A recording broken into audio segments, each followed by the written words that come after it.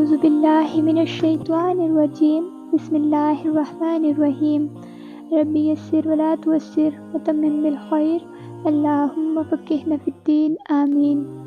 جی تو آج ہمارا ڈے 9 ہے الحمدللہ۔ آج ہم سورہ التکاثر حفظ کریں گے انشاءاللہ۔ اس کی تقریباً 8 آیات ہیں۔ آپ اس کو ڈیوائڈ کر سکتے ہیں، کسی کو یاد کر کے سنا سکتے ہیں، کیونکہ جب ہم کسی کو یاد کرنے کے بعد سنا دیتے ہیں نا تو دل ایک سیٹسفائیڈ ہو جاتا ہے کہ ہاں الحمدللہ مجھے یاد ہو چکی۔ پھر ہم اس سورہ کو اپنی نمازوں میں دہرائیں گے انشاءاللہ۔ زکریا علیہ السلام کی دعا ہے ربی لا تذرنی فردا وانت خیر الوارثین۔ اے میرے رب آپ مجھے تنہا نہ چھوڑیے اور آپ بہترین وارث ہیں۔ الحمدللہ کتنی خوبصورت اور چھوٹی سی دعا ہے۔ حضرت زکریا علیہ السلام کو اولاد کی خواہش تھی، تب انہوں نے دعا مانگی اپنے رب سے، تو اللہ تعالیٰ نے ان کو اولاد عطا فرمائی جبکہ وہ بڑھاپے میں پہنچ چکے تھے۔ الحمدللہ تو کتنی خوبصورت دعا ہے۔ تو لازمی نہیں کہ یہ اولاد کے لیے ہی دعا مانگی جائے، یہ ہے کہ آپ کسی بھی طرح کی مشکل میں یا کسی بھی طرح کی کوئی حاجت ہے تو آپ خود کو تنہا محسوس کر رہے ہیں، ظاہر ہے جب ہم پہ کوئی تکلیف، کوئی پریشانی، کوئی بوجھ پڑتا ہے تو ہم خود کو بہت تنہا محسوس کرتے ہیں۔ تب دیکھیں اس کا ترجمہ یہ ہے کہ اے میرے رب آپ مجھے تنہا نہ چھوڑیے اور آپ بہترین وارث ہیں۔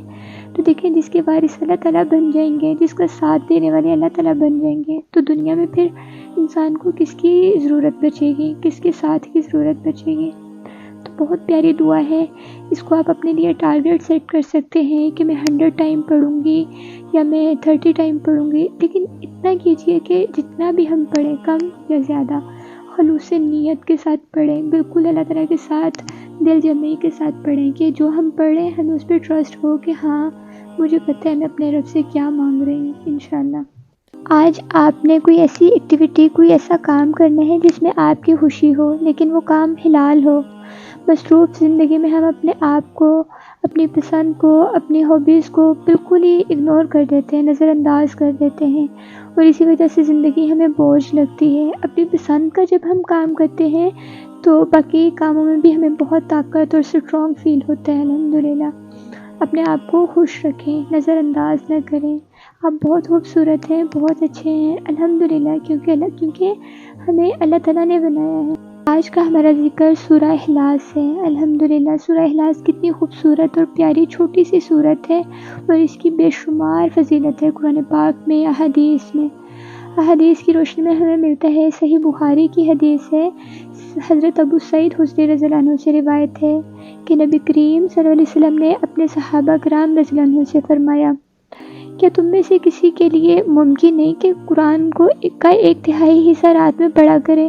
صحابہ کرام رضی اللہ عنہ کو یہ عمل بڑا مشکل معلوم ہوا کہ 1/3 وہ کیسے پڑھا جا سکتا ہے۔ انہوں نے عرض کی یا رسول اللہ ہم میں سے کون اس کی طاقت رکھتا ہے؟ حضور صلی اللہ علیہ وسلم نے اس پر فرمایا کہ قل هو اللہ احد اللہ الصمد لم یلد ولم یولد ولم یکن له کفوا احد۔ قرآن مجید کا 1/3 حصہ ہے الحمدللہ۔ تو دیکھیں کتنی زیادہ فضیلت ہے کہ 10 پاروں کے برابر اس کی فضیلت، اور پھر اگر ہم اس کو 3 بار پڑھ لیتے ہیں تو قرآن پاک پڑھنے کی فضیلت کے برابر ہمیں اجر ملتا ہے۔ اب یہ نہیں کرنا آپ نے کہ قرآن پاک کی تلاوت کو چھوڑ کر صرف اس کو 3 بار پڑھ لیں۔ قرآن پاک کی تلاوت کا ایک الگ اجر ہے الحمدللہ، اور سورہ اخلاص کو پڑھ لینا ایک الگ فضیلت ہے۔ اس کے ساتھ ہم نے سورہ اخلاص کو 3 بار پڑھنا اور بلکہ اس سے زیادہ ٹائم پڑھنا بہت ثواب ہے الحمدللہ۔